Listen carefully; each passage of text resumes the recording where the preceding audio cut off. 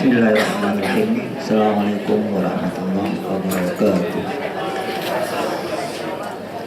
Astaghfirullahaladzim min kulli dhanbin azim la yaghfiru dzunuba illa rabbul alamin.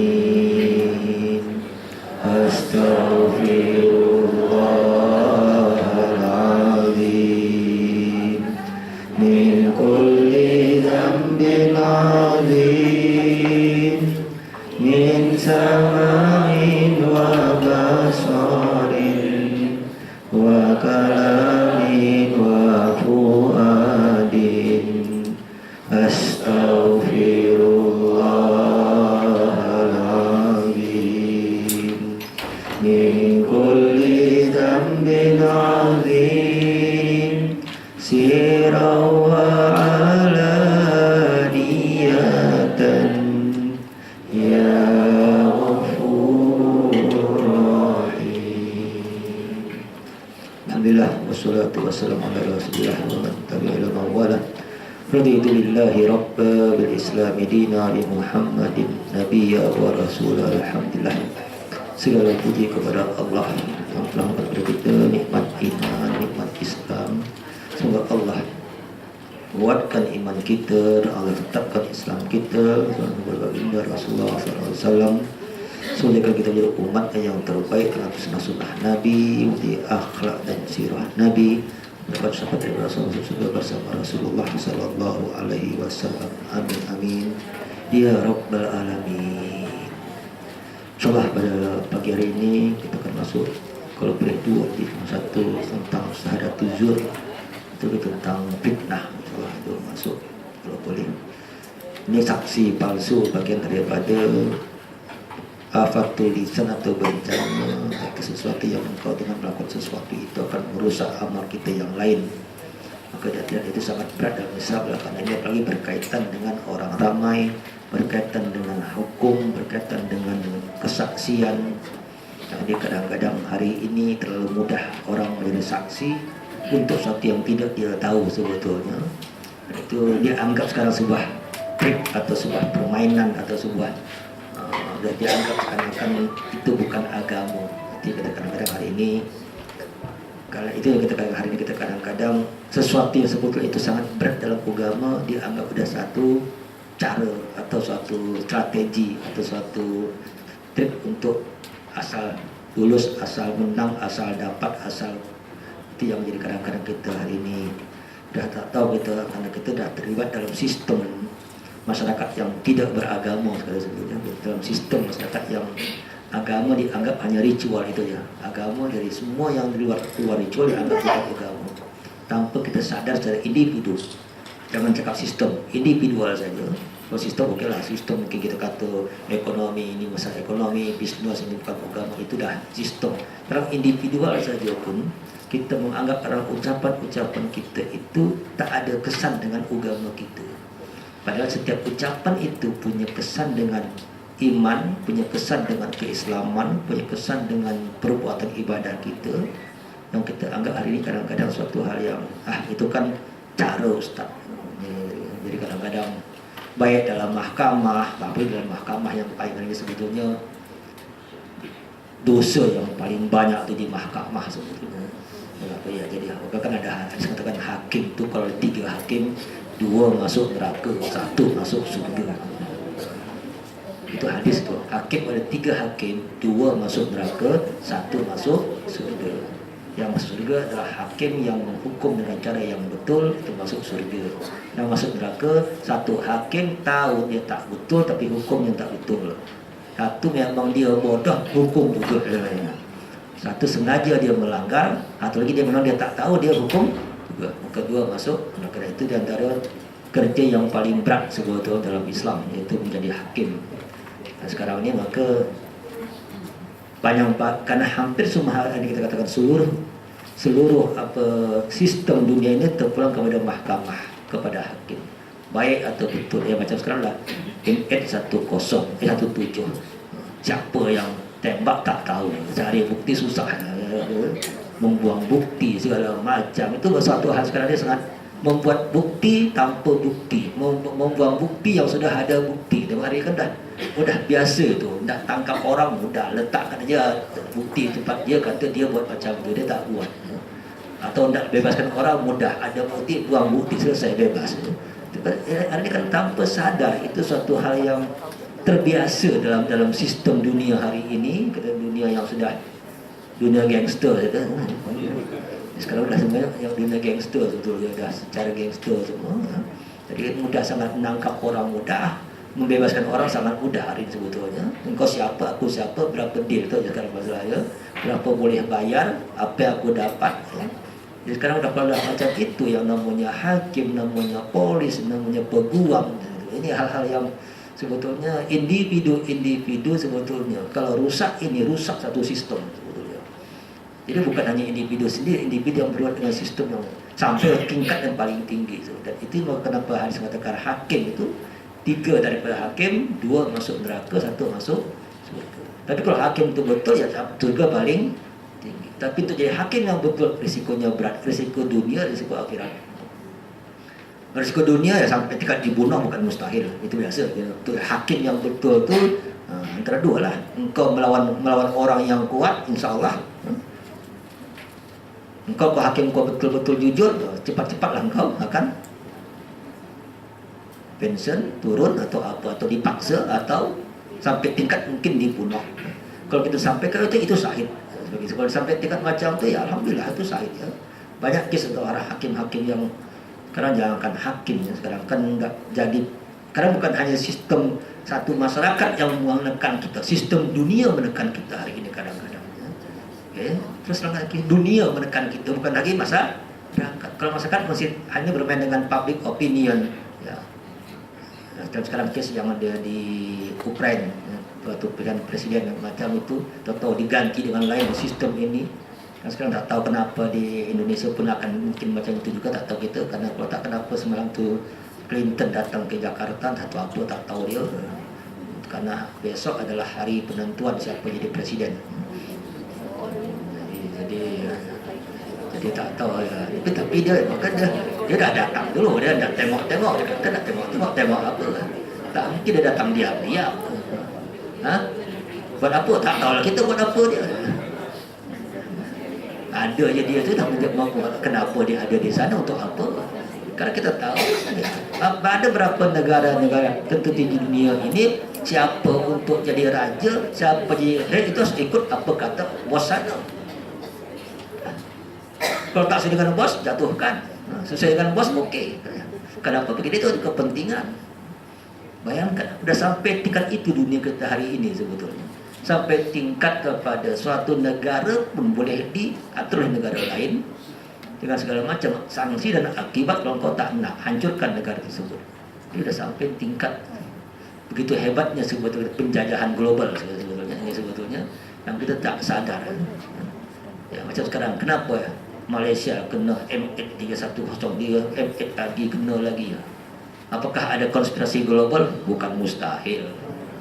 Bukan mustahil. Untuk dunia hari ini tak ada konspirasi.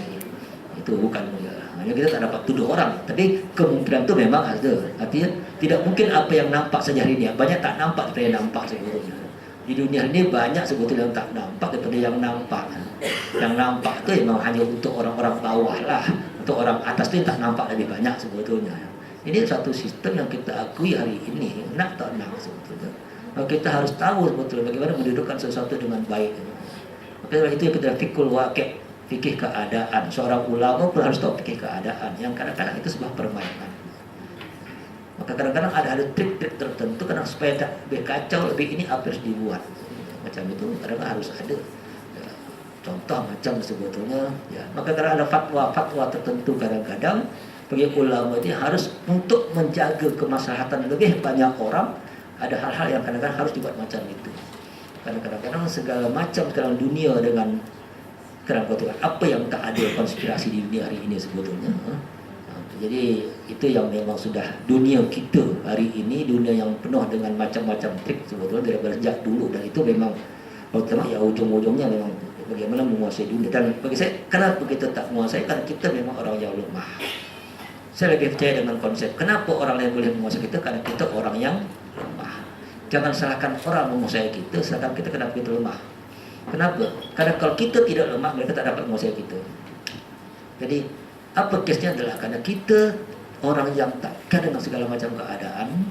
Kita orang hanya sibuk dengan diri sendiri, orang yang ego dengan apa yang kau buat dan berfikir masyarakat lain. Apalagi jangankan ke orang dunia lain, kepada samping kau pun kau tak pernah fikir hari ini sebetulnya. Apalagi bicara negara, bicara umat, bicara dunia akhirat, jangan tanya lagi sebetulnya. Karena kita, tapi kalau kita dulu, dan kuncinya apa? Kuncinya karena kita banyak trik kelompok-kelompok ta'asub, kelompok-kelompok yang kadang-kadang merasa lebih hebat daripada yang lain, yang mudah nanti memfitnah orang lain, menghina orang lain, sehingga kekuatan itu tidak ada. Karena kekuatan harus dengan sesuatu perpaduan itu berarti apapun perbedaan. Misalnya, saya katakan perpaduan bukan berarti harus tidak ada perbedaan. Perpaduan itu harus ada perbedaan. Kalau tak berbeda bukan berpadu namanya. Istilah saya, kalau tak ada perbedaan itu bukan berpadu namanya. Namanya kekuatan dengan perbedaan dan perpaduan. Dengan adanya perpaduan dan maka perbedaan jadi kekuatan semua. Tapi tanpa ada perpaduan, perbedaan jadi perpecahan semuanya. Itu bagi saya.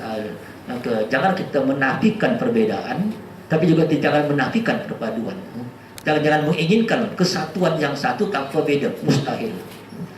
Orang itu satu model, satu lain, satu ini mustahil. Kita harus berbeda tapi bersatu. Tapi dia susah. Maka dan tertib macamnya sekarang, maka dalam saksi palsu ini harus sistem hari ini, karena ini menjadi sistem hari ini, merubah sistem. Kita melawan sistem yang ada yang sangat berat. Maka dalam Islam itu waladina la yasaduna zur ini sangat penting. Mereka orang-orang ibadur rahman, ternyata sifat ibadur rahman adalah orang yang tak pernah bersaksi dengan palsu. Karena saksi palsu ini lebih tinggi daripada dusta. Kalau dusta hanya individu, tak ada hal. Tak ada hubungan dengan sistem, tak ada hubungan dengan mahkamah, tak ada hubungan dengan orang lain yang akan akibat hukuman, tak ada hubungan, hanya dusta biasa. Tapi kalau saksi palsu akan berkaitan dengan hukuman, yang kalau salah hukum, orang akan berapa banyak akibat saksi palsu akan terjadi. Saksi palsu ya sumpah palsu nanti termasuk semuanya.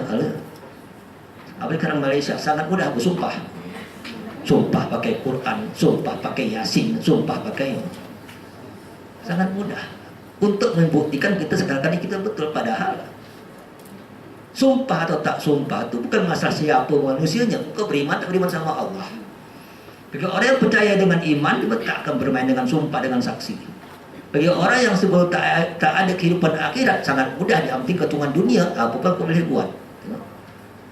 Maka kalau ibadur rahman, siapa yang bilang hamba yang ya rahman, siapa itu yang memang tak akan berani melawan saksi palsu. Kenapa? Dia pikir akibat. Kalau bukan ibadur rahman, dia pikir keuntungan. Kenapa orang tu boleh baik dan boleh buruk sekarang tu? Mudah jawaban kita. Kemana berpikir dia?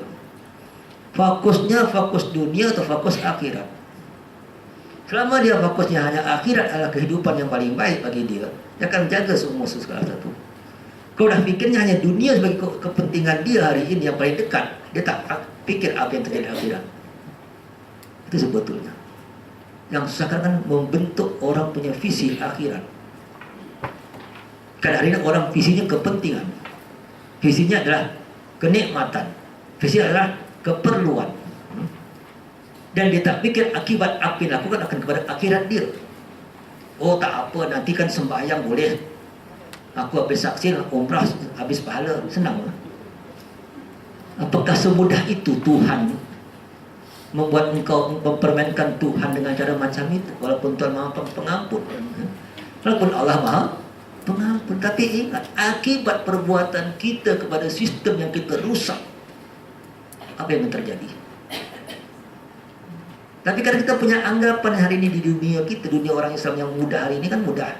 Tak apa Ustaz, ini kan masih muda, ini bisnis, ini kepentingan. Nanti kita minta ampun sama Tuhan. Udah, habis itu istighfar, lepas itu sembahyang taubat, lepas itu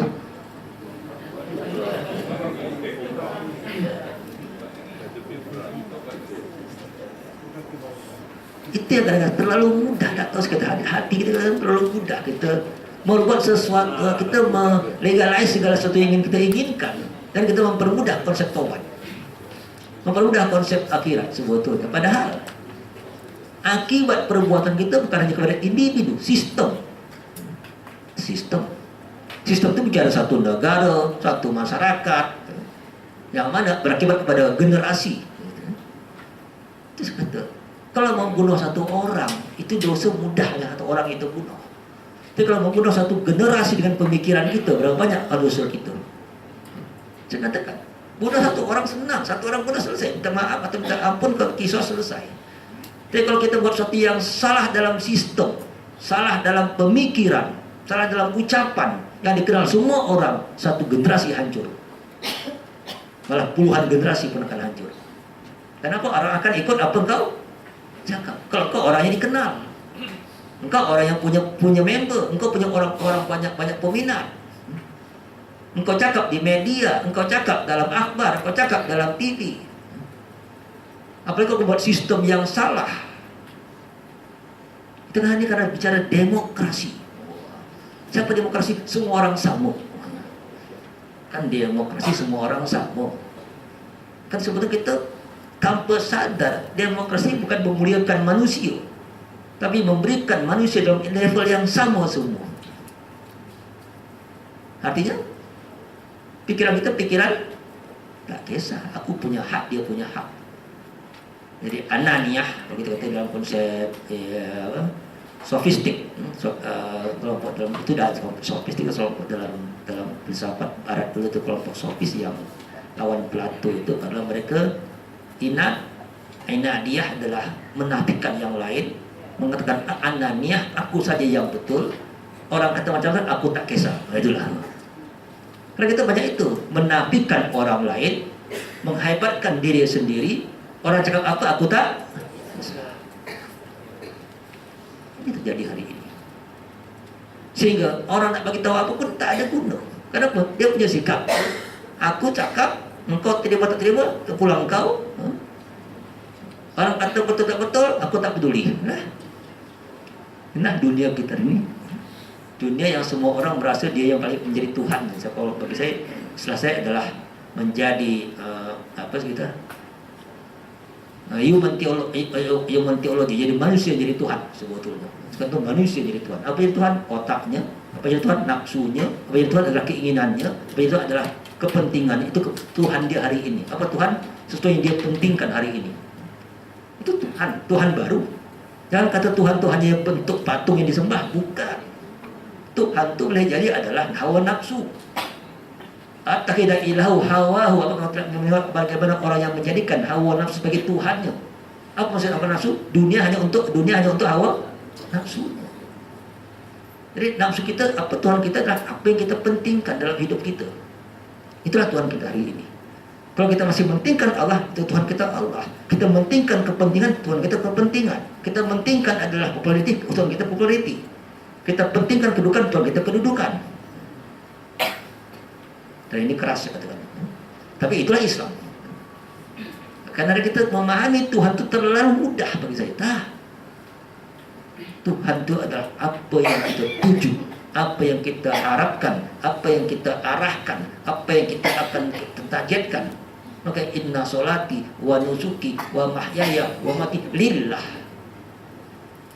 Itulah Tuhan. Tetapi Tuhan kita adalah yang penting aku menang. Cara apapun aku buat. Kalau mungkin kasih teori Machiavelli. Machiavelli adalah semua cara boleh dipakai asal untuk kemenangan.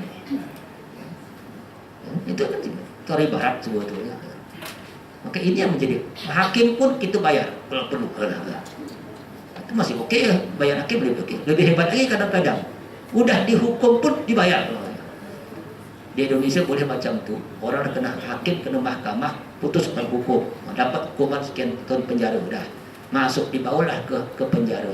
Sedang di jalan tadi, di jalan ganti orang. Jadi ada orang siapa tidak dibayar, masuk dah dia ke penjara, dia keluar, nanti digacamilah, dia ganti orang. Nama-nama dia semua dia orang lain. Tak tukar nama dia ngaku lah nama dia. Apa susahnya ngaku nama dia? Lah tingkat macam itu sehari ini. Putusan betul, keputusan betul, hakim betul, tengah jalan. Nah, itu boleh hebat lagi. Dia masuk penjara pagi masuk malam.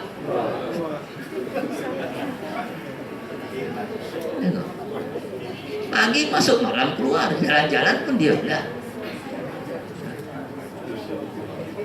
udah sampai tingkat bukan lagi hakim udah betul. Sekarang yang bermain apa? Tukang penjara. Inilah dunia kita hari ini sebetulnya. Kalau hanya bermain dengan keputusan itu masih oke sikit, itu masih belum hebat itu. Hakim dipengaruhi, ini itu masih oke sikit. Ini hakim betul pun boleh keluar salah. Gimana? Kalau dunia macam ini. Kita itu dah mafia mahkamah. Adalah mahkamah jadi mafia, gangster mahkamah sebetulnya. Dan itu yang paling banyak. Jadi kalau bermain dengan, maka kalau yashhadun zur baru saksi lagi mudah. Bukan saksi betul, hakim salah. Hakim betul, tukang penjara salah. Maka kadang pikir ya betul juga Islam tu. Kau penjara pening kepada kita orang-orang jahat kau bagi makan semuanya. Orang jahat dibagi makan, orang miskin tak dapat makan. Kita berpikirlah kita hari ini sebetulnya. Orang udah penat buat jahat sikit masuk penjara. Penjara dia dapat makan dan tidur free. Kita yang bagi, yang miskin tak dapat. Terbalik dunia dah.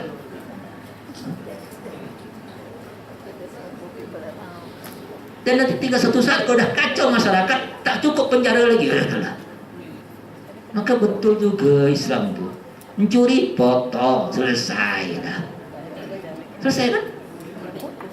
Daripada kau hukum penjara, pening kepala. Kenapa?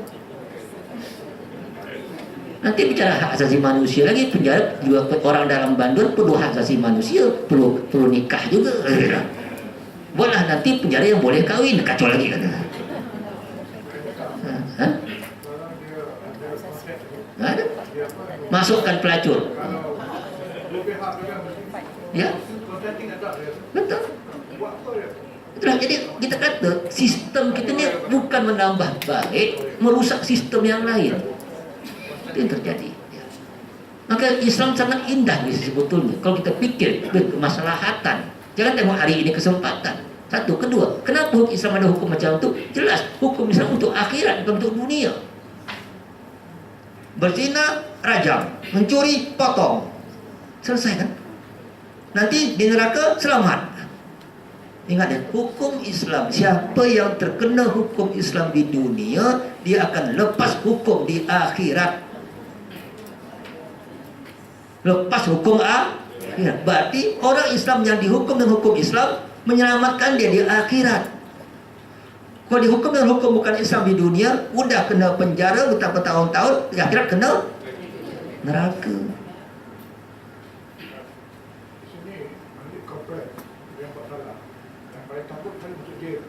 Tapi ikut undang-undang kita kan, ini nak MP semua, kerajaan semua yang hebat.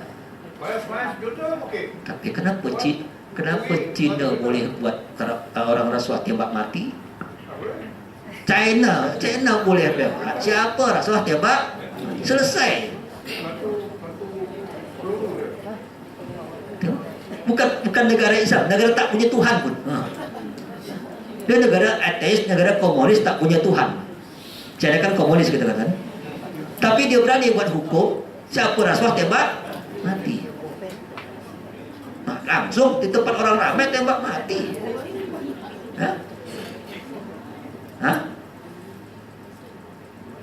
Itulah karena bukan Islam yang buat. Kalau Islam buat ini human right. Kalau Cina buat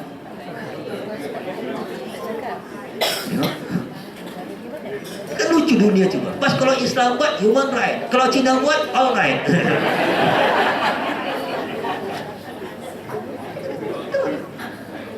Adil tak kita bicara hari ini? Kalau yang mereka boleh, kenapa kita tidak boleh?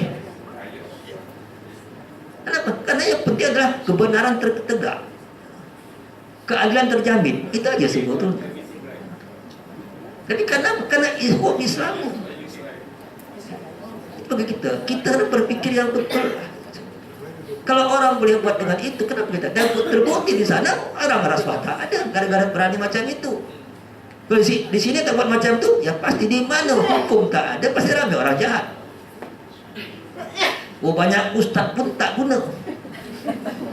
Banyak ustaz ceramah pun rasuah tu haram, masuk neraka, hukum nanti, ya tak jadilah itu. Ini bukan masalah itu. Apa suatu tindakannya? Kenapa itu mengubah sistem? Kenapa sangat penting masalah zuhur, masalah mahkamah, masalah hakim, masalah saksi, masalah bukti, sangat penting. Kalau tak ada bukti, lepas. Ada bukti, kena. Siapapun engkau. Waktu Ali bin Abi Thalib dengan seorang Yahudi. Yang Yahudi itu mengambil baju besi Ali di tengah jalan. Kemudian kata Ali tuduh Yahudi itu adalah mencuri baju besi dia.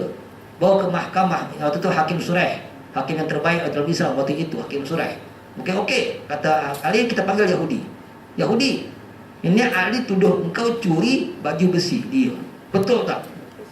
Kata Yahudi, tak, aku tak, ini baju aku. Ya, okey, karena Ali yang menuduh, mana bukti hai Ali? Kata Ali, bukti aku hanya anak aku jadi saksi. Anak yang lain tak tahu. Yang tahu siapa? Anak kau. Okey. Dalam hukum Islam, anak tak boleh jadi saksi untuk ayah. Bias. Anak tak boleh jadi saksi untuk ayah. Maka Ali sebagai khalifah waktu itu yang menuduh Yahudi mengambil baju besi dia, karena dia tidak punya saksi di dalam mahkamah, terpaksalah Hakim Shuraih memenangkan si Yahudi. Nampak tak? Ali khalifah, dia tuduh Yahudi. Dia Yahudi bukan Islam, Yahudi bersalah mencuri baju dia, baju besi dia. Tapi karena Ali tidak punya saksi secara hukum, siapa yang menang? Yahudi. Secara hukum. Sistemnya, karena bukti harus ada bukti. Tanpa bukti tak boleh jadi hukum. Okey. Maka kata Yahudi, okay, apakah ini Islam? Inilah Islam, kata Yahudi, kata hakim kepada Yahudi tadi. Kata Yahudi, kalau ini Islam, aku masuk Islam. Kenapa? Karena memang sebetulnya ini baju Ali aku curi. Ini memang baju Ali aku curi di tengah jalan, dia kata. Tapi karena aku tengok hukum itu hebat dalam Islam, seorang khalifah boleh kalah dalam mahkamah karena tak punya saksi. Kalau ini memang barang dia, aku masuk Islam untuk ini. Itu cara Islam yang paling hebat. Kalau kita tahunya justice apa si Cina tu apa? Bau aja, si bau. Islam sangat banyak macam ini justice sebetulnya. Sama macam dulu Iskandar Muda ada anaknya Raja Aceh, Iskandar Muda, yang anaknya berzina. Dia punya laki satu, 3 perempuan anaknya itu. Hanya laki satu-satunya sebagai Raja Muda, anaknya berzina. Hakim terpaksa mengatakan anak harus dirajam. Anak khalifah, anak raja. Terpaksa anak dirajam, satu-satunya anak laki-laki, yang tadi yang lain. Islam. Jadi dalam sistem Islam di Aceh pun udah ada hukum ini sebetulnya jangan dulu. Jadi kembali akhirnya anak itu dirajam sampai mati. Akhirnya 3 lah yang ada perempuan. Akhirnya setelah dia meninggal raja tadi, terpaksalah menantu yang menjadi raja. Itulah namanya Abdullah As-Sani. Karena orang Pahang yang kawin orang Aceh itu, jadi menantu telah jadi raja di Aceh waktu itu. Sebab yang anak betul telah mati kena rajam. Kita jauh, kita punya sejarah. Jadi ini yang sebetulnya hari ini orang tak pernah tahu. Kita punya sejarah yang begitu hebat tentang hukum dan mahkamah. Betul. Tapi ini dihilangkan. Kita bicara hukum yang lain. Tambah ada kepentingan. Saya setuju dengan kalimat Sultan Burai yang mengatakan bahwasanya kita mengembalikan sejarah. Betul, kembalikan sejarah. Sejarah Islam di Melaka, sejarah Islam di Aceh jelas zaman dulu. Sistem yang lengkap, selengkap-lengkapnya. Tapi kita tak tahu. Taunya hanya hang tua, hang jebat, hang lekir, hang. Sistem itu tak nampak dalam minda kita. Sistem mahkamah macam mana, sistem ini macam mana, tak ada nampak di sini. Tak ada yang kaji. Kita hanya emosional Islam yang ada. emosional Islam. Ini bagaimana mereka mengenal dalam Islam orang saksi palsu sangat berat itu. Maka kita ini berisa dengan urusan maka jauhlah ucapan yang palsu, azur. Ini kadang penting karena kita harus tahu sejarah. Saya pikir sebetulnya bagaimana Islam sudah hadir zaman Nabi. Kau tengok ya, hancurnya sistem Islam itu baru sangat. 1924 jatuhlah Ottoman Empire, kan baru 1924. Dan hancurnya Ottoman Empire baru. Melaka baru bertahun berapa? Aceh tahun baru. Sebelum itu dari zaman Nabi sampai kepada 1924 sistem Islam berjalan dengan baik di seluruh dunia.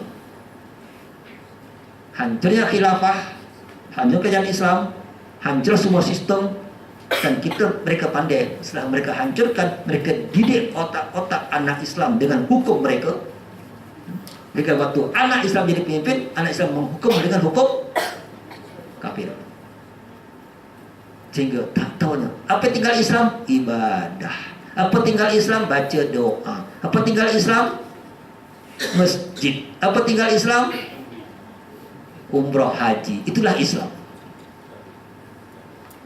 Jadi kalau saya jadi raja, saya raja baik kalau saya banyak doa, kan?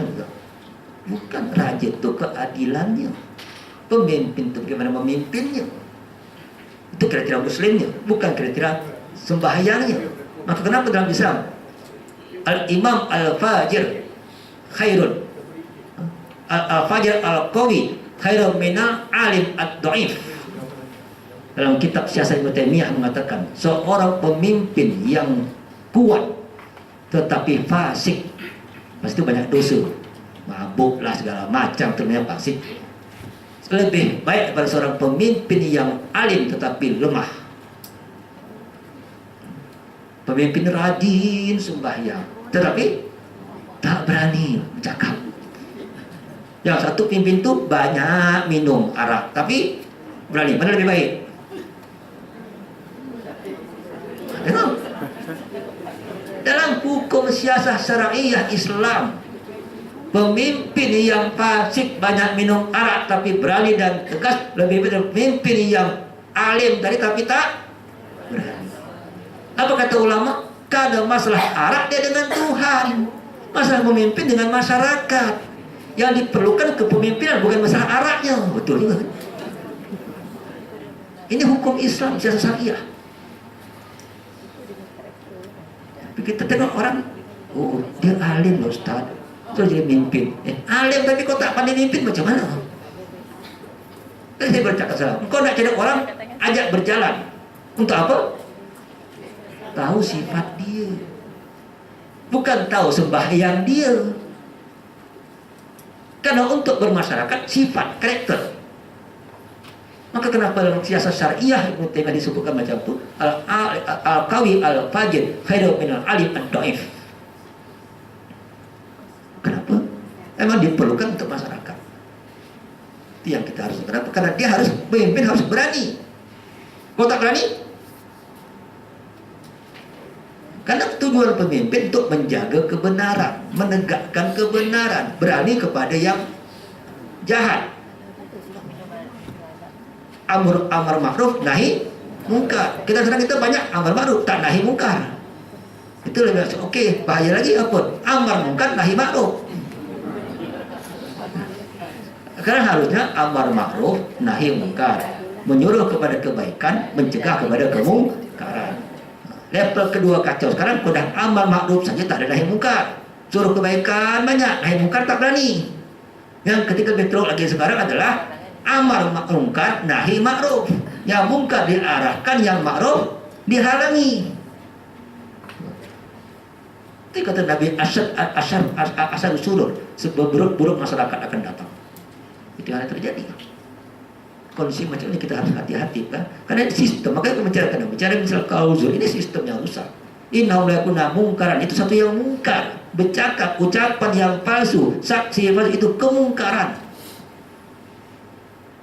Dan jangan sangka engkau boleh selamat dunia. Memang engkau selamat dunia, Dengan kau beli saksi, engkau beli hakim, engkau beli semua, memang kau selamat di dunia. Akhirat si saksi kena, yang tukang beli pun kena. Saksi memang berdosa satu, tukang belinya banyak dosanya. Dunia 80 tahun, akhirat khalidina fiha abada.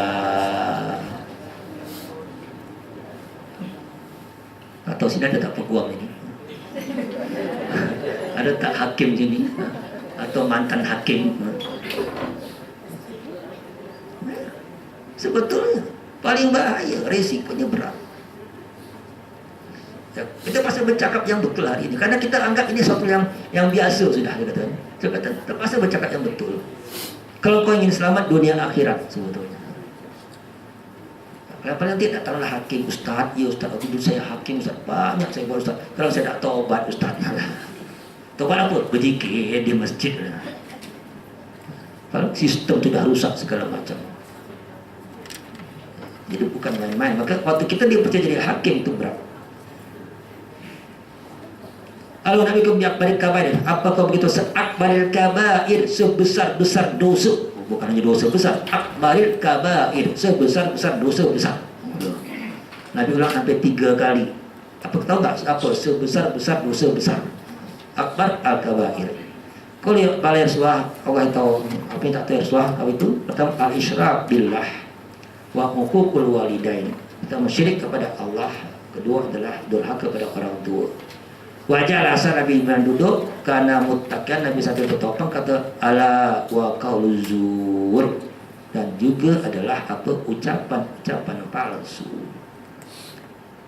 termasuk dalam dosa akbaril kabair. Tapi kan kita lain, macam hadis macam ni saya katakan. Kenapa kita perlu fokuskan? Kita kalau dengar syirik cepat, kalau dengar doa orang tua cepat. Yang ini padahal hadis sama kan? Syirik keras juga. Orang tua juga dosa paling besar. Termasuk juga bercakap saksi palsu. Tapi kita punya anggapan saksi palsu levelnya bawah daripada syirik dan kalau kata hadis seimbang akbarul kabair. Sebesar-besar dosa. Katakan kita kalau tengok hadis, tolong tengok hadis tu. Indah hadis sebetulnya. Tapi kadang orang waktu melihat hadis itu hanya tak seimbang dan tidak adil dalam melihat hadis. Tidak adil dalam melihat hadis. Macam salam katakan, engkau bagi makan orang, satu bercakap yang baik. Kalau bagi makan orang, cepat bagi makan orang. Kau cakap baik. Kalau engkau anggap bagi makan orang ini lebih banyak pahala daripada cakap yang, kalau kata hadis sama tak? Sama. Itu tolong adil di dalam melihat hadis. Kenapa terjadi macam itu? Karena kita sudah terbiasa dengan pendidikan yang tidak adil dalam melihat sesuatu. Kita fokus satu, lupa yang lain. Harus mengajar macam itu. Apa asal bukannya? Sama juga jangan Arabin dan Nabi qala ya Rasulullah mal kabair qala asyrak billah summa qala madza qala ubuqal wa summa qala madza al-yamin al-ghamus qultu wa al-yamin al-ghamus qala alladhi yaqta'u mal imri'in muslim huwa fiha kadibun. Ya Rasulullah, apakah dosa yang paling besar? Syirik kepada Allah, apalagi Rasulullah bilang kepada orang tua, apalagi sumpah palsu. Apa itu sumpah palsu? Adalah orang yang mengambil harta orang lain dan dia melihat tapi dia berdusta. Jadi waktu ditanya, aku tak nampak misalnya, dia melihat padahal, tapi dia kata tak nampak. Berarti dah masuk saksi palsu lah. Kenapa? Karena yang nanya mungkin yang ini curi kawan dia misalnya. Dia akan kata yang tak betul terhadap apa yang diinginkan daripada dia. Dan ini maka kadang-kadang ini bukan hanya kepada masalah hakim, ini kepada sehari-harian. Ya, sekarang coba nak tuduh rasuah. Okey, tahu tak dia? Oh tak tahu, selamatlah. Yang kena siapa? Rasuah. Kita kan ini yang kena yang mana?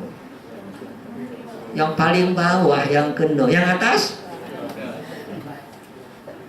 tak ada bukti. Kenapa? Hanya call. tolong bagi duit sama saya sekian ribu, ambil deh. Tak ada bukti kan? Jadi yang kena siapa? Yang tukang saya di bawah. Yang untuk bagi ke atas tak? Atau cakap mahkamah ada tak disuruh? Tak ada. Selesai kan? Habis. Itu lebih teruk lagi tu. Udah dia buat rasuah satu, kedua. Tengok. Berapa dosa tu? Akhirnya apa yang terjadi dalam mahkamah? Yang tangkap yang di bawah-bawah, yang di atas tak ketangkap. Atau kedua, yang ditangkap yang tak bagi-bagi, yang bagi dia rasuah. Dia kan basuh rasuah, bagi sana, bagi sini, bagi sana. Itu biasanya tak ditangkap. Kalau yang dia rasuah sendiri tak bagi-bagi. Jadi kalau di negeri Indonesia biasanya macam tu. Kalau kau tak bagi pasti ketangkap. Kalau bagi-bagi aman. Karena kalau tidak ditangkap semuanya tak mungkin juga. Pandai kan dia? Dia dah rasuah ini, rasuah bagi bos-bos 1, 2 semua dapat rasuah dia. Jadi kalau dia tak ditangkap satu kampung, satu office tak mungkin juga. Maka tak ketangkap. Jadi kalau satu orang ditangkap, kalau tak bagi-bagi, kena sendiri. Itu macam mana hukum lah. Siapa yang bagi-bagi lepas daripada ini. Kalau tak bagi-bagi, ini engkau makan diri rasa. Katakan kau pun kalau dah ketangkap ya, engkau akan makan diri kan rasa muka pada muka engkau makan diri dah. Cuba kalau bagi-bagikan. Dan orang tak merasa itu dosa, dapat bagian. Tak merasa dosa, dapat bagian. Merasa hadiah. Itu dah sistem. Bayangkan. Akhirnya yang kena yang memang di bawah-bawah. Yang di atas dia tak kena, tak dapat langsung. Dia dapat langsung, tak ada rekening di sini, akaun di luar negara. Kan ini sistem kita hari ini. Diakui tak diakui. Ditanya, oh tak ada. Yang ngaku sih yang ditanya satu buat aku tak buat, ini pun aku memang tak terima. Lepas hukum. Memang lepas hukum di dunia, di akhirat.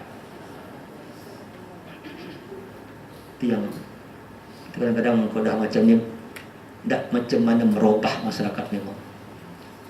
Karena ini sudah menjadi budaya.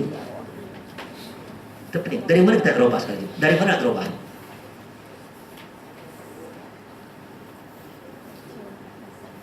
Tambah lagi banyak rasuahnya, banyak pun buat sumbangannya. Banyak rasuahnya banyak, tapi dia banyak bantu orang, banyak buat masjid.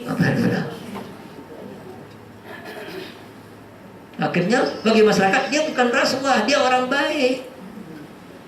Pandangan masyarakat dia bukan orang jahat, dia orang baik, banyak tolong orang. Karena orang tak fikir duit mana kau pakai.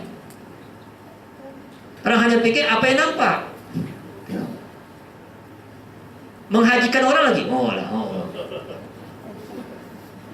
Tiap tahun dia bagi haji orang atau mengumrahkan orang. Padahal harta dari mana? Wallahu a'lam. Memang lepas di bawah kadang-kadang. Atau ada banyak orang tanya saya, Ustaz, macam mana Ustaz? Kalau ada orang buat duit haram dan orang ni baik sama orang lain, dia bagilah duit haram itu tolong orang-orang miskin, berdosa tak yang menerima? Pandai berdosa tak yang menerima? Bukan yang bagi.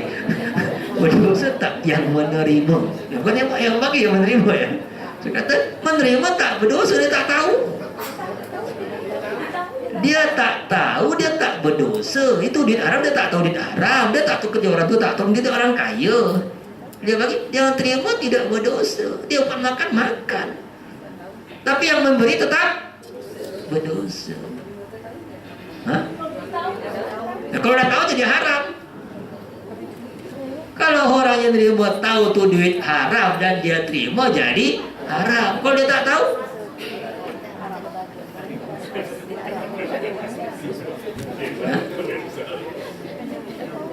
tengok. Oh, senang macam tu.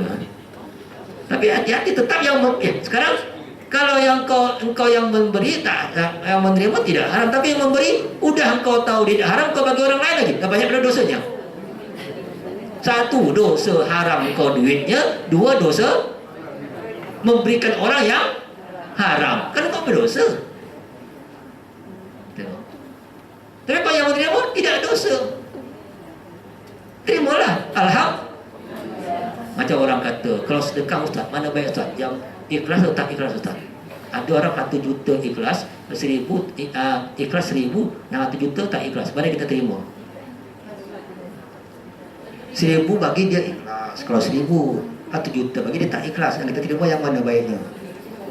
Terima yang 1 juta lah. Tak ikhlas urusan dia dengan Tuhan, kita terima sebenarnya. Dia bagi kita, misalnya nak bagi masjid, kalau 1 juta dia bagi tak ikhlas, 1000 bagi ikhlas. Masjid terima mana? 1 juta, kenapa?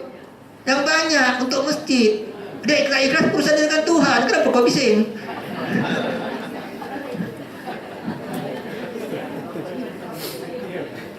Soal dia tak ikhlas, dia dengan Allah.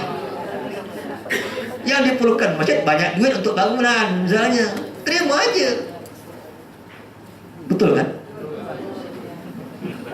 Jangan, oh kakak aku tak nak terima, kau tak ikhlas, aku ikhlas 1000 aja. Okey, terima. Bodoh lah engkau dah dapat dikit. Ini trik betul. Kita harus tahu, karena sikap kita kepada Allah ada, sikap penerima kepada Allah ada, sistem yang ada. Macam yang lucu kadang-kadang, macam di Pakistan tu ada macam judi tapi tak judi. Macam mana? Ini di Pakistan tu, jadi untuk sukan tu dibalas sumbangan sukan. Dan macam sini nama ekor tu sumbangan sukan. Kan judi kan, sebetulnya judi. Tak nanti nama menang kalah kan judi namanya. Tapi pandai di Pakistan, dia kata yang menang dapat hadiah, yang kalah boleh ambil duit. Pandai. Jadi orang bagi sumbangan untuk sukan.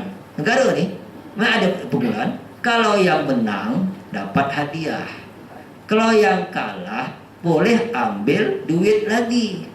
Judi tak? Ya betul, artinya pakai nombor dia keluar dapat duit hadiah, nombor tak keluar ambil duit. Judi tak? Orang kalah ambil duit tak judi lah namanya kan? Ya, dia balik lagi. Berarti kan judi dia. Ya. Kalau judi kan kalau kalah habis duit, hilang duit, baru namanya judi. Ini kalah tetap ambil duit. Judi tak? Nah, kan secara hukum pandai Pakistan tu. Jadi orang buatlah. Tapi sekarang daripada 100 orang yang menang 1 orang dapat hadiah, yang 90 orang siapa nak ambil duit hanya RM10? Tapi secara hukum sah. Kenapa? Karena yang kalah mengambil uang kembali. Hukum judi kalau yang kalah dizolimi, yang menang dapat duit, itu hukum judi. Kok ini yang kalah dapat duit, judi tak namanya? Tidak. Itu trik yang halal. Itu adalah mencari ya, macam sama lah kau tak jualan. Tak jualan barang. Ini barang ini harganya RM10. Kalau 2 kali bayar RM15. Kalau 3 kali bayar RM20. Itu namanya riba kan?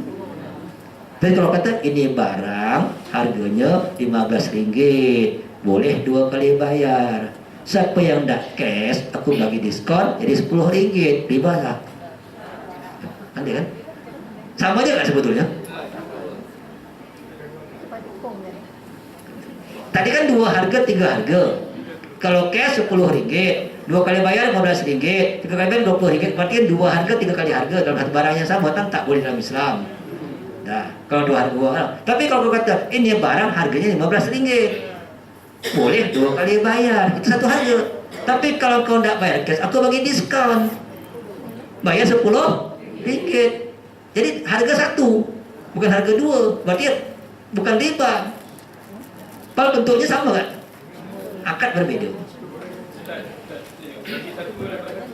Apa ya?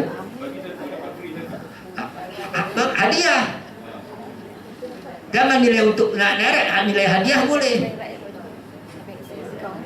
Jangan harga barang dua itu hadiah. Siapa dapat beli satu, aku bagi satu hadiah. Apa? Akad apa niat harus jelas. Ini maka bilang bagaimana kita dengan hukum ini karena harus tahu betul di mana posisi dia. Tapi kalau kau sengaja buat siapa kita dapat dua, ya berarti kan apa niat hadiah atau niat untuk menarik orang? Menarik harganya jadi macam itu atau apa? Itu konsep hati-hati. Maka bilang tergantung nawa itu tergantung akad. Berapa banyak tersebut? Maka tidak. Orang kau tengok orang mencuri, kau kata tak, berarti dah saksi palsu. Ini sangat penting, banyak kadang-kadang. Tapi kadang-kadang sekarang bahaya lagi. Kalau banyak orang tak nak jadi saksi, bahaya lagi. Kenapa? Kalau dah menjadi saksi, jadi macam-macam nanti. Dia tahu, dia nampak, tapi dia tak nak jadi memberitahu orang. Ada bahaya. Dalam Islam, maka dia harus dijamin. Karena ini, kalau jadi saksi, tambah pening kepala urusannya. Dari segi hukum macam mana? Apa dia? Nampak, tapi tak mau jadi saksi. Dari segi hukum. Kita soalnya maka nanti ada hadis sebenarnya. Kalau kita tak ditanya misalnya kita masih lepas. Walaupun lebih baik kalau boleh kita langsung bercakap tanpa kita minta. Itu dalam Islam betul sangat baik itu sebetulnya. Ini macam ini dia.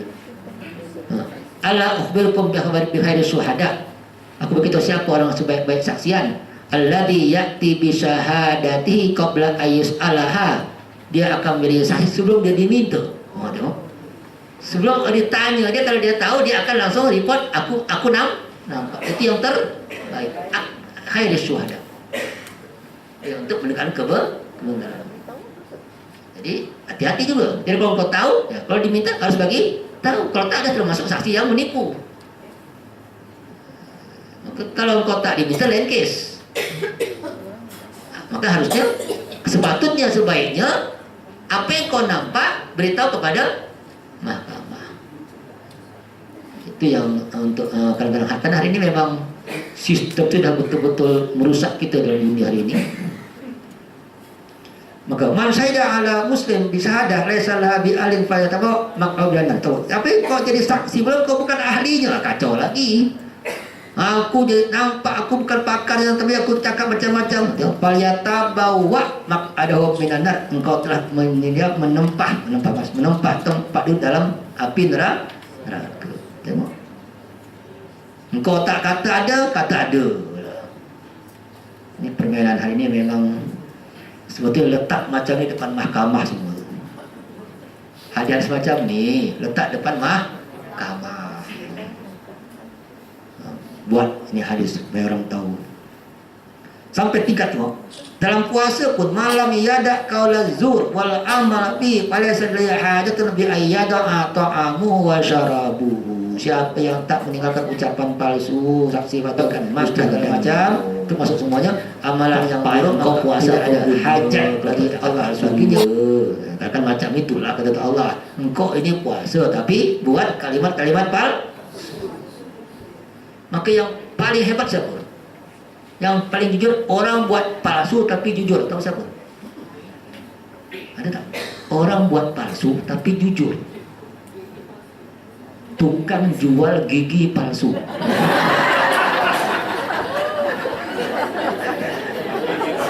Jujur dia walaupun palsu. Betul kan? Mana ada orang kata ini gigi asli? Gigi palsu. Jualnya ini gigi palsu, jujur dia.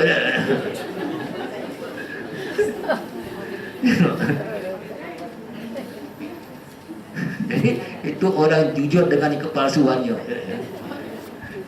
Baru untung dia, kalau tak palsu dia tak untung. Ada palsu tak untung. Itu hanya anekdot dia.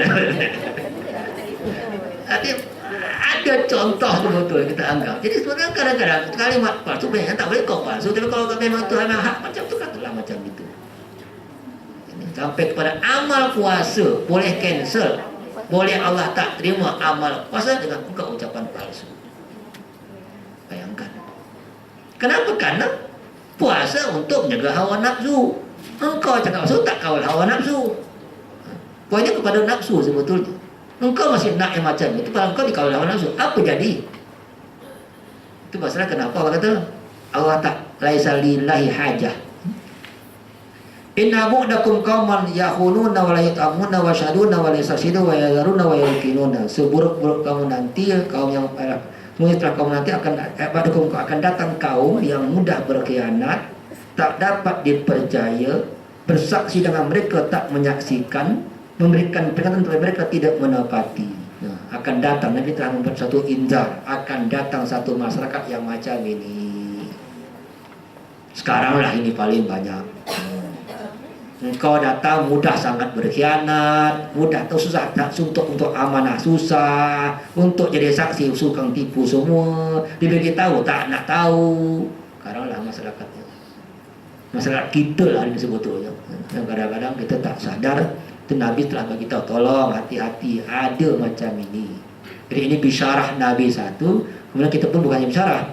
Kadang-kadang ada orang kata, Ustaz, kalau macam tak, Ustaz dah ada hadis lagi. Bukan ada hadis Nabi kau boleh buat, berarti Nabi hanya mengatakan, tahu ada macam ni, kau harus hati-hati jangan sampai terkena jadi macam ini.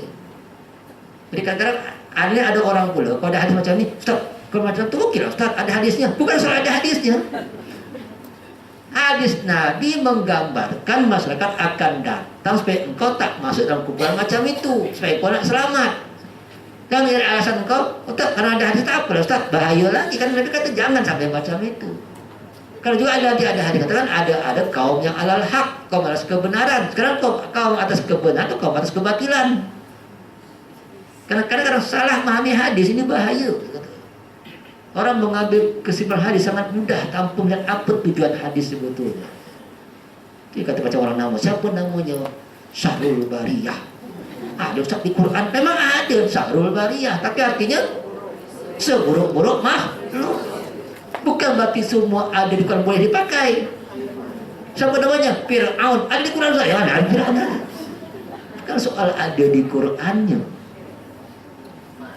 Ada Quran tu yang baik, ada yang cerita tak baik. Jangan semua Quran berarti baik. Tunggu dulu. Jadi ini cara berfikir yang hati-hati salah. Macam kes lah, macam homo atau lesbi. Sekarang orang-orang cakap, itu kan Ustaz, nature Ustaz. Allah bagi orang tu suka sama laki-laki kan dari Tuhan. Kenapa dilarang? Kan itu alasan orang-orang liberal hari ini. Dia kata, kenapa kita melarang suatu pemberian Tuhan? Padahal pemberian satu hal, pelarangan satu hal. Tak semua yang Tuhan bagi kau dibolehkan. Buktinya babi dijadikan tapi diharamkan. Tengok. Dan kata reti, kenapa Tuhan haramkan babi? Kan dia jadikan babi. Kalau yang Tuhan tak boleh, kenapa dia jadikan? Baiknya jangan. Kau belum atur Tuhan. Tuhan menguji kita. Ini menjadi sekarang alasan paling bahaya otak cara berpikir itu. Kenapa kita kata orang kafir itu salah? Kenapa Tuhan jadikan orang kafir? Kalau macam itu. Berarti kalau Tuhan jadikan kafir, berarti betul lah kafir itu. Tengok. Sedikit aja. Itu cara berpikir yang merusak otak hari ini. Karena kita melihat apa yang ada itu betul. Pun betul, apa yang ada itu ujian. Yang itu dia. Kan macam siapa pakar Mustah Mulia ya. Jadi kalau apa yang ada itu betul bahaya. Macam sekarang ada imam gay. Ada dua tempat sekarang, satu di New York, satu di Perancis. Ada masjid yang imamnya gay. Oh, gereja jangan tanya, gereja dah banyak. Gereja gay ada dah di Manila ada satu. Itu gereja gay. Sekarang masjid gay dah ada.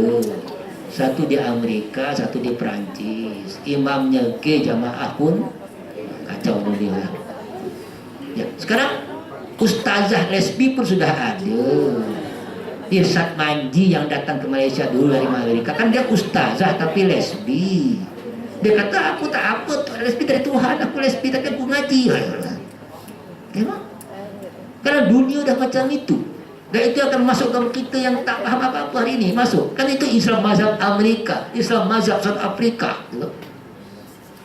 Karena ini pemberian Tuhan. Kalau Tuhan beri sesuatu yang baik. Kalau kata, oh kan Nabi Lut itu kenapa Nabi Lut? Oh Nabi Lut itu kan bukan karena dia homo, kena siksa Tuhan, karena dia melawan malaikat yang masuk ke rumah Nabi Lut. Pandai kali dia kan. Ya, Mustah Mulia bercakap dalam bukunya tentang homo, dia kata Nabi menyisir kaum Lut itu adalah sebab masyarakat kaum Lut itu adalah mengganggu malaikat yang datang ke rumah Nabi Lut. Kalau dia tak ganggu, atau yang kedua, penyakit kedua, oh tak apa, homo, asal tak tahu, bahaya lagi. Suka sama suka.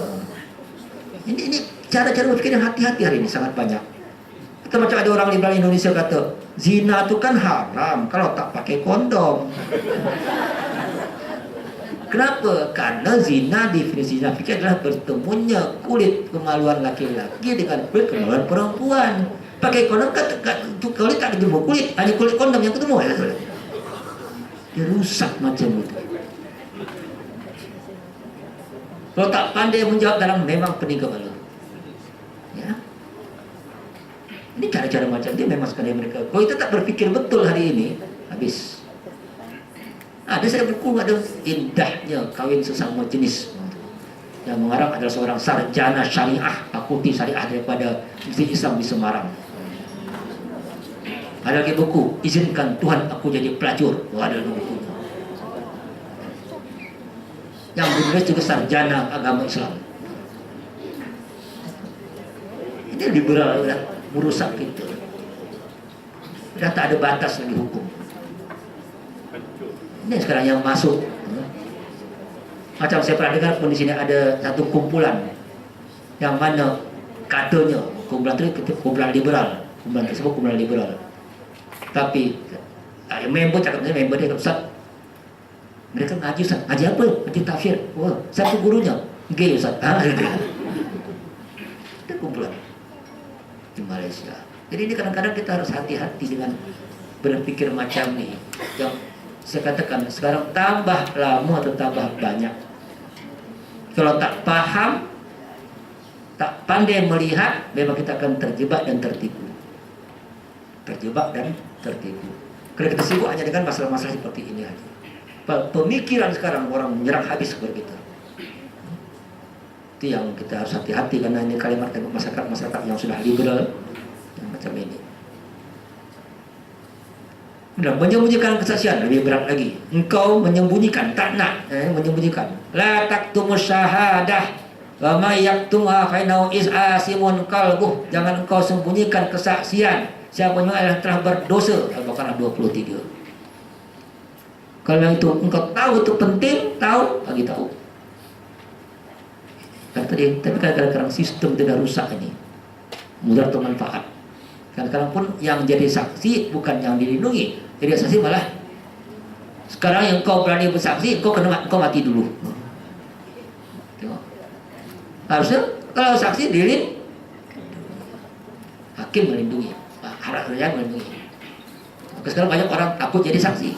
Maka waman adalah muhiman kata masyahadatan indahu innallah. Siapa lebih zalim? Orang yang menyembunyikan kesaksian daripada Allah. Itu hal yang sangat berat. Maka bilang kalau kita inginkan hari ini nak cari masyarakat Islam betul, susah. Ya, sampai tingkat di Saudi pun katakan Saudi kan banyak kes betul pembantu segala macam yang kena zalim.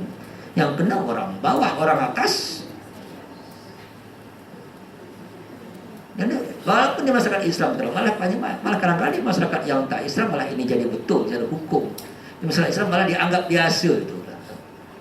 Tak asal yang kena orang lain, kau suruh orang lain ngaku, atau kau suruh orang lain ngaku, ini bahaya lagi. Dia tak buat tapi disuruh jadi saksi, disuruh ngaku untuk jadi ini. Permainan supaya dapat target macam ni, buat kes macam ni, cari saksi macam ni, saksi untuk bercakap. Maka dia akan kena hukum macam ini karena saksi tadi. Padahal semua tak ada. Semua adalah sebab memang dibuat semuanya, dirancang semua dengan betul. Yang buat tak ada, saksi pun tak ada, kes tak ada sebetulnya. Jadi supaya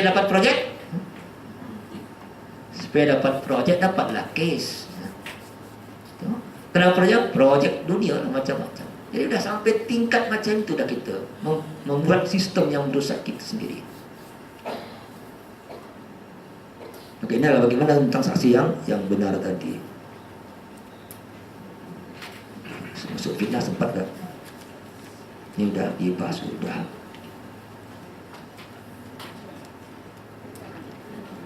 An-namimah, ini fitnah. An-namimah, kan ini berat sebelum An-namimah yang ini. An-namimah fitnah, dan fitnah yang engkau boleh membuat perkelahian. Kau kata sana macam ni, dia tak kata. Kau kata sini macam ni, dia tak kata. Ini jadi fitnah namanya, An-namimah. Dan ini sangat berat sebetulnya, kerana akan mengacaukan dua orang, menghancurkan satu sistem, sebetulnya merusak masyarakat. Kenapa Islam pun sangat keras dengan an-namimah. Susahnya kalau cakap namimah itu kata fitnah.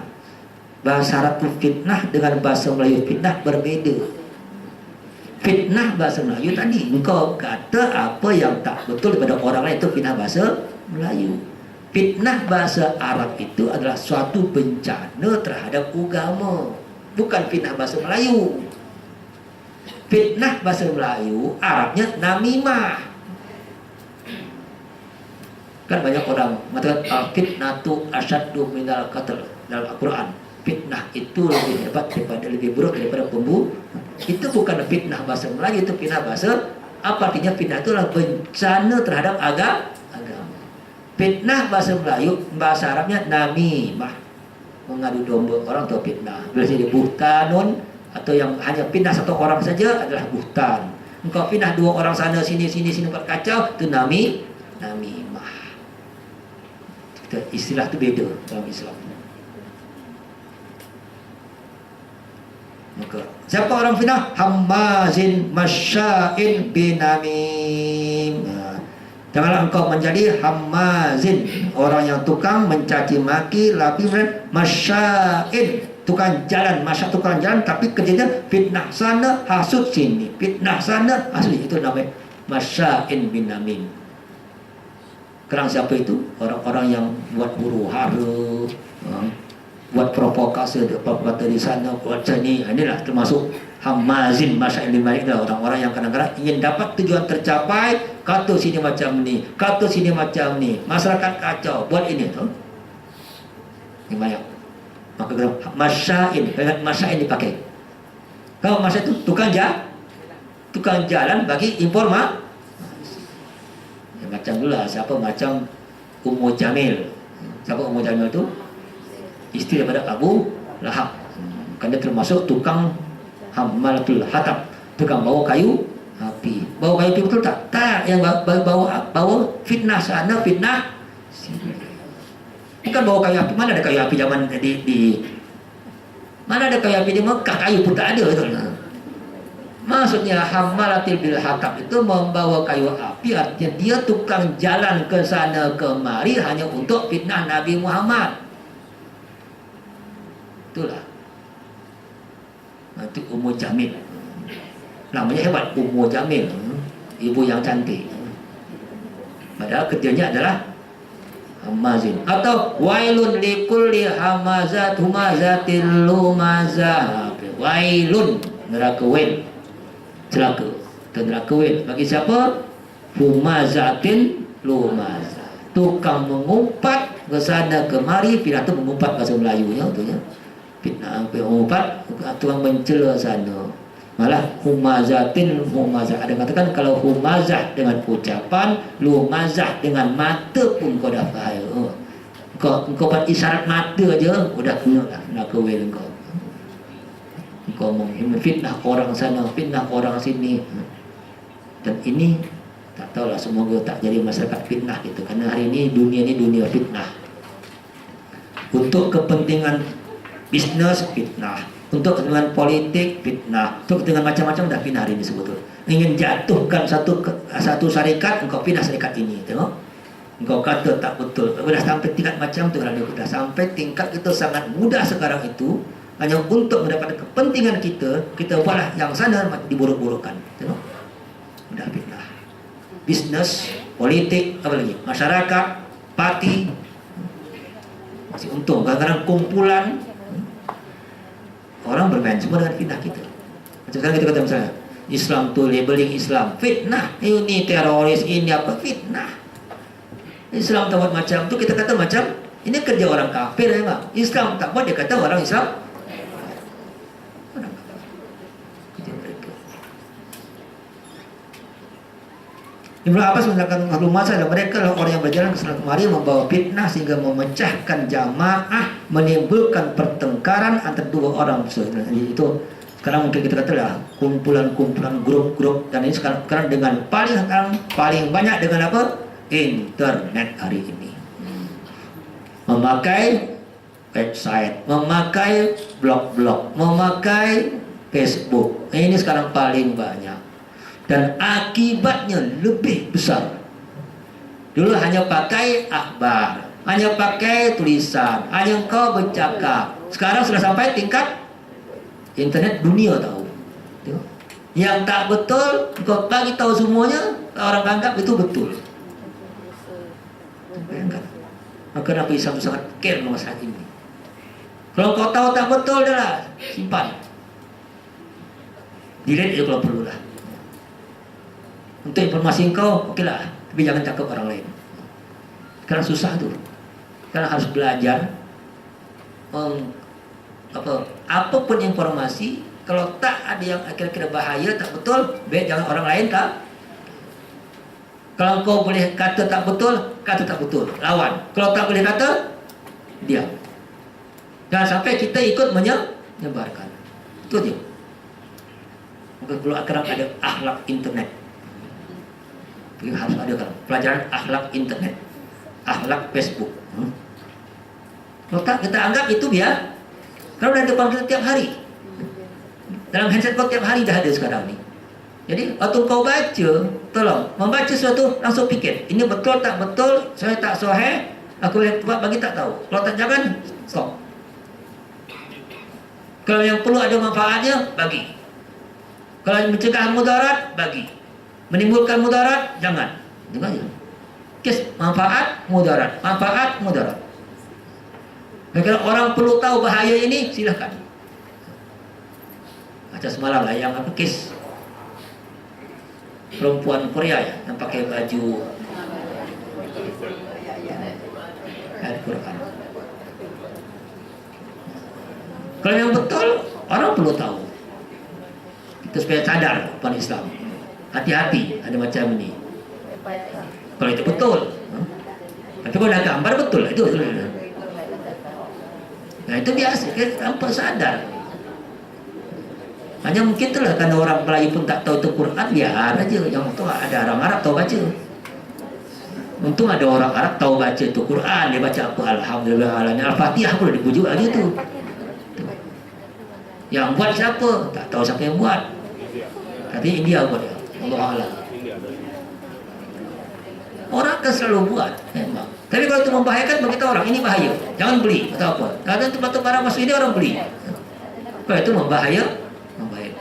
Jadi kalau ada manfaatnya internet untuk cepat mengetahui informasi, untuk tahu keadaan dunia hari ini, atau membuat kita semangat macam mana tu kan. Semua sekarang sampai Raja Sweden ya, turun untuk demonstrasi anti Palestin ya. Raja sama Ratu Sweden turun ikut demonstrasi anti Palestin, anti Gaza, anti Israel. Tu raja orang turun, raja kita, Raja Saudi duduk aja dia, Raja Dubai duduk aja, Raja Sweden turun untuk anti Israel. Malah pernyataan Israel malah Uni Emirat Arab bantu kita. Begitu saya bacanya. Betul tak ni? Dia kata malah sekarang negara Arab banyak bantu kita. Tapi kita perlu tahu kalau orang boleh buat, kenapa kita tak boleh buat hari ini? Itu untuk berikan semangat. Orang kafir dah berani melawan. Kita tak.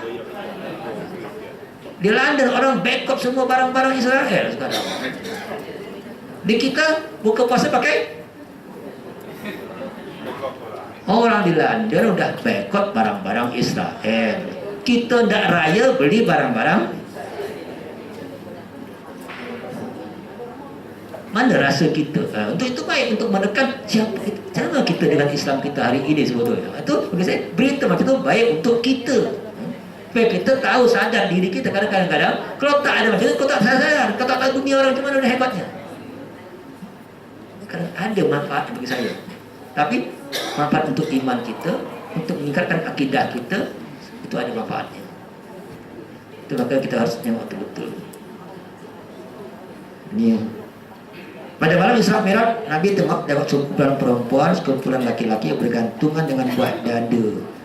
Ya Rasulullah, siapa mereka itulah yang selalu memfitnah, sebagaimana yang telah dikatakan celakalah orang yang memfitnah. Bergantung-gantung orang itu teman Nabi. Itu hadis daripada Man Baik Haki. Dan tersiksa, biasanya itu siksa dalam, biasanya yang Nabi nampak di Isra Mi'raj itu siksa alam barzah, bukan siksa neraka, siksa alam barzah. Itu pada malam Isra dan Mi'raj. Kata Nabi, la yadkhul jannatan nammamun, tidak akan masuk surga orang yang melakukan fitnah. Namam, tukang sana jalan sini. La yadkhul jannah qattatun. Qattatun sebetulnya itu apa? Lalat merah, yang tukang macam lalat bawa sana terbang bawa situ membawa fitnah. Nabi tak akan masuk surga orang yang tukang bawa fitnah macam ini.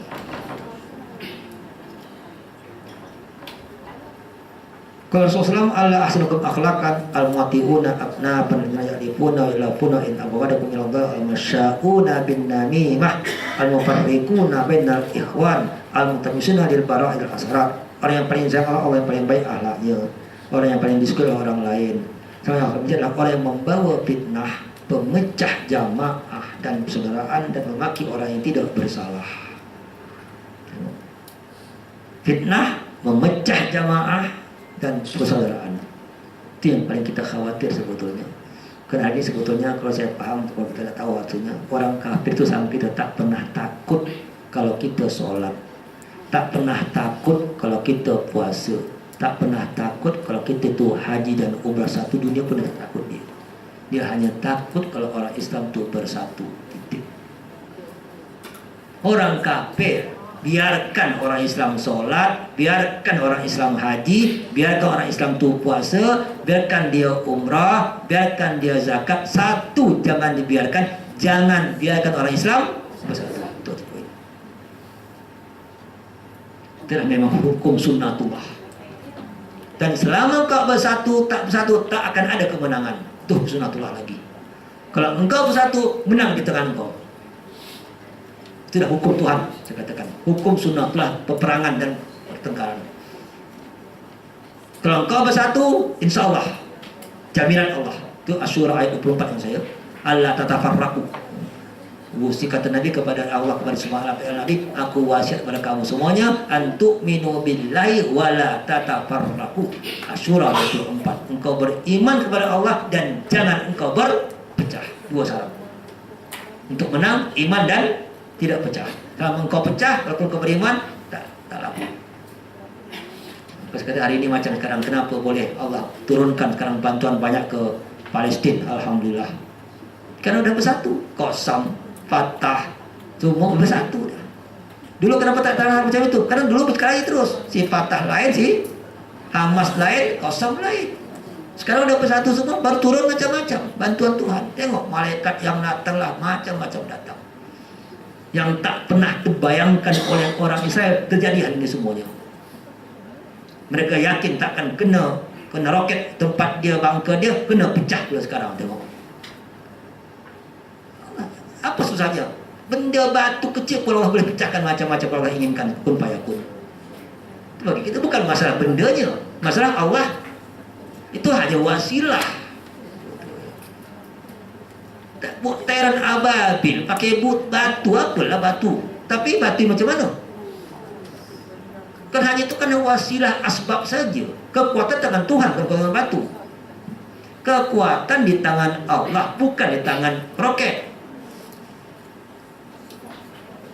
Kenapa? Karena engkau sudah bersatu, aku tolong. Kalau engkau tak bersatu, memanglah sunnatullah kemenangan takkan dapat. Sunnatullah kemenangan tak dapat, karena syarat menang harus bersyarat menang. Dan orang kafir tahu rahasia itu. Maka bagi orang kafir, cara untuk menghancurkan orang Islam, tak boleh kita perangi, kita kalah. Yang boleh kita pecahkan. Kalau kita perangi orang Islam, orang kafir kalah. Tapi kalau kita pecahkan orang Islam, kita akan menang.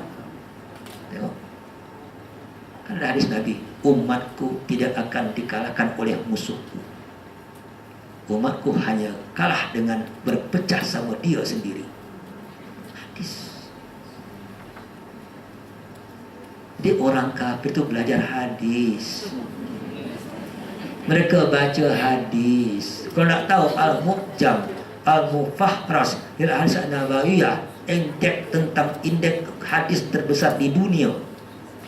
Indeks hadis terbesar di dunia namanya Mu'jam Al-Hadis An-Nabawiyah. Itu dibuat oleh di Belanda, di Den Haag sana membuatnya, semuanya Yahudi yang buat. Jadi semua hadis itu mereka dah kaji semuanya. Jangan kata orang kafir tak kaji hadis kita. Dia tahu apa di hadis semuanya. Dan dia tapi dia pakai untuk yang penting dia. Itu Mu'jam Fars itu 9 jilid besar. Hadis semua kutubus sittah, kutubus tis'ah. Ada situ semuanya indeksnya. Alif atau alif apa hadisnya ada. Itu yang siapa? Yahudi. Bensing namanya. Orang Yahudi. Leiden. 30 tahun dia buat tim untuk kaji itu. 30 tahun lamanya. Untuk membuat indeks semua hadis. Jadi bukan orang Islam, orang kafir. Kenapa dia baca hadis? Kalau dia tahu apa di hadis pasti betul. Macam sekarang, kenapa Yahudi tolong tanam pokok gharqad? Semua yang tanam pokok gharqad, karena itu pokok yang tak akan bercakap. Ada Yahudi di belakang dia. Pokok lain bercakap, ini tak bercakap. Percaya dia kan? Percaya dia tanam pokok itu. Tapi kan dia tak tahu. Yang tak cakap pokok, tapi roket kena juga.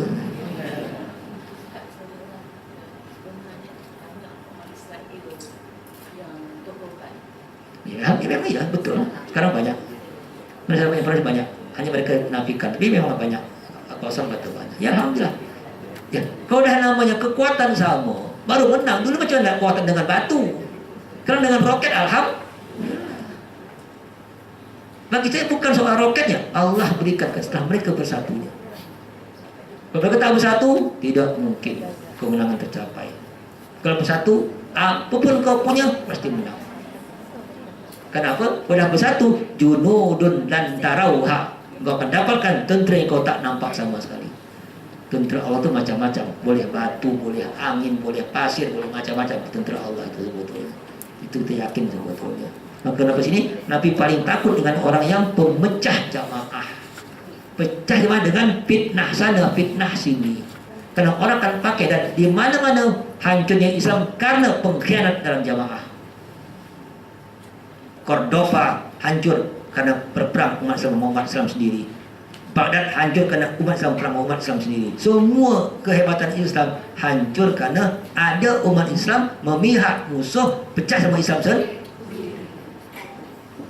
Sejarah zaman Nabi saja pun kenapa Uhud bisa kalah? Seharusnya Uhud kalah tak? Macam mana boleh kalah ada Nabi?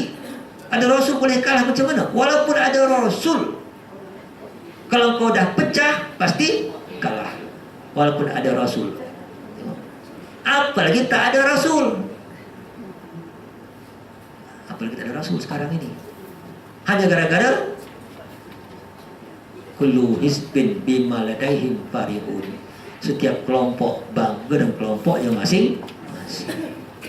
Kalau saya tolonglah kita tahu sadar, karena ini memang menjadi suatu cara orang untuk merusak kita dengan memasukkan jarum-jarum pada otak kita, sehingga kita akan mengatakan orang Islam tak betul, ini berkelahi dengan ini yang terjadi hari ini. Dan mereka sudah berjaya hari ini dengan segala macam permecahan. Karena bayangkan kalau 73 kelompok semua saling pecah, tambah kacau lagi. Ada, kita yakin ada perbedaan, wajib ada perbedaan, tapi tolong jangan jadikan perbedaan sebagai tempat untuk berpecah gitu. Kita harus bersatu, bukan harus kita harus satu, tapi bersatu. Nah, dengan satu. Kita harus bersatu, tapi tak satu. Kita harus berpadu, tapi bukan satu. Kenapa? Berarti kita menghargai perbedaan, menghormati perbedaan untuk apa? Umat lebih penting daripada individu masing-masing. Maka jangan sampai kita mudah masuk, karena ini kerja munafik Kerja kafir memasukkan jarum untuk fitnah sana, fitnah sini. Itu kerja munafik dan kafir sebetulnya. Saya akan kita tambahkan datang sholat besok. Allah alam bisawab, Allah alhamdulillah fa'una wa duna uluman tanfa'una, Allah alka haqqa haqqan wa dina tiba'ah wal batila ba'afratinabah, subhanaka bihamdika anta nastaghfiruka wa natubu ilaik.